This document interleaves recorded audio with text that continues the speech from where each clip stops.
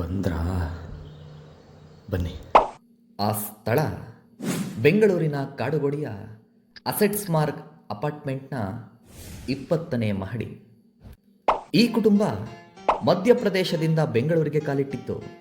ಆತ ವೃತ್ತಿಯಲ್ಲಿ ಇಂಜಿನಿಯರ್, ಹೆಂಡತಿ ಗೃಹಿಣಿ. ಇವರಿಬ್ಬರ ಮುದ್ದಿನ ಮಗಳೇ 15 ವರ್ಷದ ಅವಂತಿಕ ಚೌರಸಿಯಾ.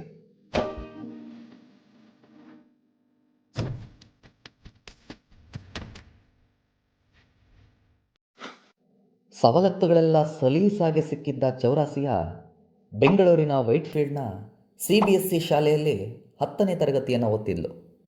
ಅಂದು ಫೆಬ್ರವರಿ 13. ಚೌರಾಸಿಯಾಗೆ SSLC ಪರೀಕ್ಷೆ ಹತ್ತಿರ ಬಂದಿತ್ತು. ಪೂರ್ವ ಸಿದ್ಧತಾ ಪರೀಕ್ಷೆಯ ಅಂಕಗಳು ಕಡಿಮೆಯಾಗಿತ್ತು.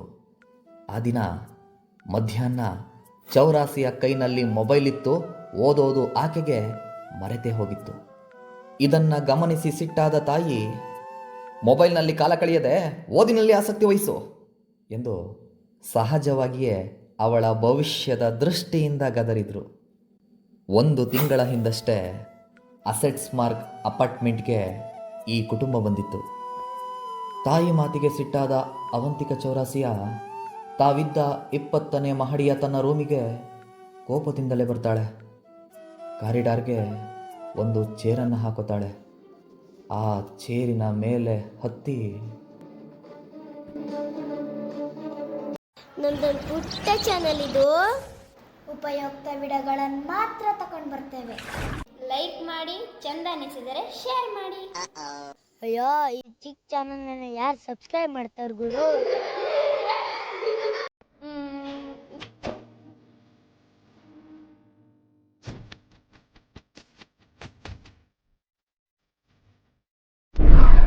ಆ ಚೇರಿನ ಮೇಲೆ ಹತ್ತಿ 20ನೇ ಮಹಡಿಯಿಂದ 15 ವರ್ಷದ ಚೌರಾಸಿಯಾ ಹಾರೇ ಬಿಡ್ತಾಳೆ. ಬಾಳಿ ಬದುಕಬೇಕಾದ ಈ ಹೆಣ್ಣು ಕಂದ ಸಣ್ಣ ವಿಚಾರಕ್ಕೆ ಕ್ಷಣಾರ್ಧದಲ್ಲೇ ಶವವಾಗಿ ಹೋಗ್ತಾಳೆ.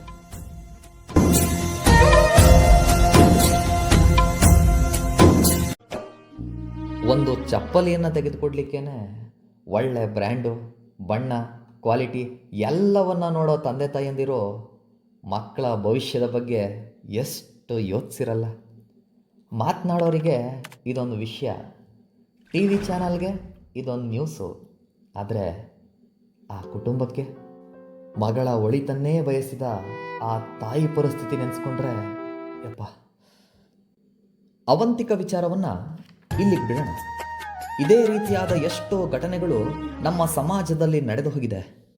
ಅಲ್ಲ, ನನಗೊಂದು ಪ್ರಶ್ನೆ ಕಾಡ್ತಾನೆ ಇದೆ. ಅದೇನೆಂದರೆ, ಇಲ್ಲಿ ಯಾರ ತಪ್ಪು?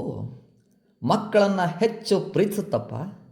ನಮ್ಗಳ ಥರ ನಮ್ಮ ಮಕ್ಕಳು ಕಷ್ಟಪಡಬಾರ್ದಂತ ಎಲ್ಲ ಸವಲತ್ತುಗಳನ್ನು ಒದಗಿಸ್ತಿದ್ದಾರಲ್ಲ, ಅತ್ತಪ್ಪ? ಇಲ್ಲ ಇನ್ನು ಕೆಲವ್ರ ಥರ ಮಕ್ಕಳ ಕೈನಲ್ಲಿ ರೀಲ್ಸ್ ಮಾಡಿಸಿ ಅದನ್ನ ಸ್ಟೇಟಸ್ನಲ್ಲಿ ಹಾಕ್ಕೊಂಡು ಅವರಿಗೆ ಮೊಬೈಲ್ ಅಭ್ಯಾಸ ಮಾಡಿಸಿ ಆಮೇಲೆ ಬಿಗಿ ಮಾಡಲಿಕ್ಕೆ ಹೋಗ್ತಾರಲ್ಲ, ಇದು ತಪ್ಪ? ಮಕ್ಕಳನ್ನು ತಂದೆ ತಾಯಂದಿರು ಸ್ನೇಹಿತರಂತೆ ನೋಡ್ತಿರೋ ತಪ್ಪ?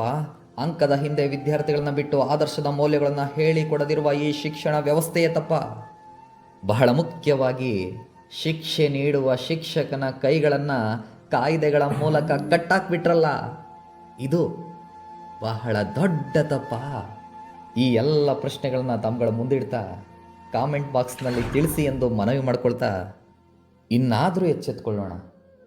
ಬಹಳ ಸೂಕ್ಷ್ಮವಾಗಿ ಮಕ್ಕಳನ್ನು ಬೆಳೆಸೋದು ಬಿಡೋಣ.